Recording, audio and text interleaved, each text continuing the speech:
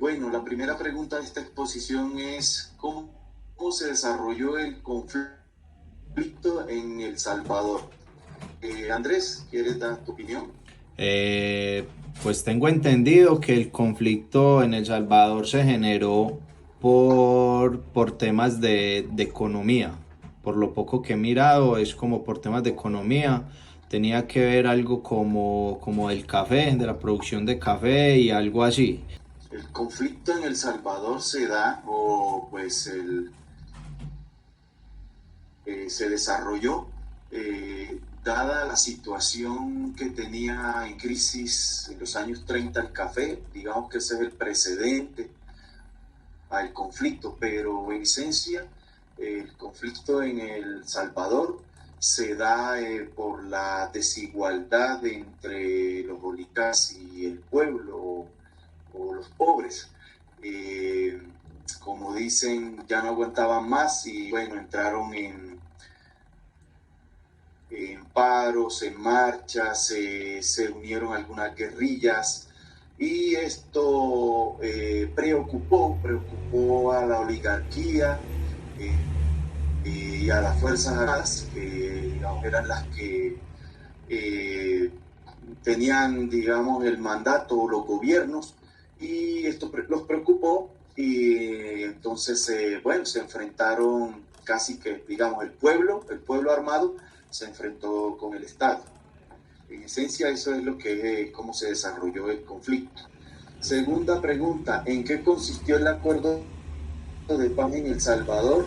Era por parte del FMLN que querían que la policía se desarmara y el ejército, y a partir de eso ellos también entregaban las armas como para poder entrar a dialogar y hacer un acuerdo de paz de forma equitativa.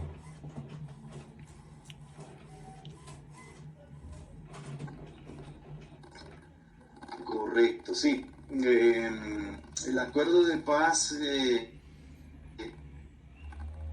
intentar que hubiese un nuevo ejército, una nueva policía y hacer el FMLN entregaba las armas. Pero bueno, algunas de estas peticiones de la guerrilla de El Salvador no se lograron, digamos, dentro del acuerdo de paz. Sin embargo, tenían dos tipos de policía, la de que era como rural y la urbana. Esa policía toda se reestructuró y hicieron ya tipo militar de El Salvador. La siguiente pregunta, ¿qué instituciones fueron creadas por el acuerdo de paz y cuáles eran sus objetivos? Andrés. Pues se crearon la Policía Civil, se creó una comisión de la verdad que era integrada por las Naciones Unidas y otros entes, y se pasó a reconocer el FMLN, que era la guerrilla, como un partido político que ya no era beligerante. Y vamos con la última pregunta. ¿Qué dificultades enfrentó el acuerdo de paz en El Salvador durante la fase de implementación? O sea, todos querían como ir por lo que ellos establecían en esos acuerdos y en las peticiones. Pero yo creo que antes que todo, lo más importante de esto es que lograron llegar como a un acuerdo y ahora se pueden ver frutos de eso. Bueno, sí, en esencia, dificultades que tuvieron era que pues la policía o el gobierno querían que la guerrilla dejara las armas sin ofrecer mayor cosa a cambio y eso no es posible.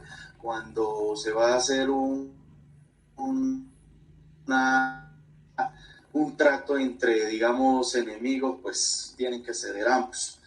Esa fue una de las dificultades. Otra de las dificultades fue el tema de las víctimas. Eh, digamos, entre ellos se peleaban de cuál tenía que ceder más y cuál menos. pero las víctimas no eran escuchadas ni interesaban.